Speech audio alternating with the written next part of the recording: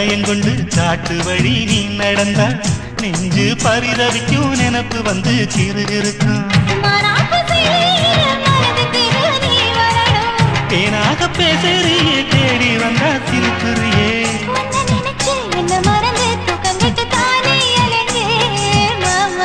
கம்மாக்கர ஓரமா காத்தடிக்கிற நேரமா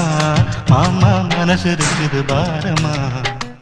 தென்னமர தோப்புல தெற்கு திசை காத்துல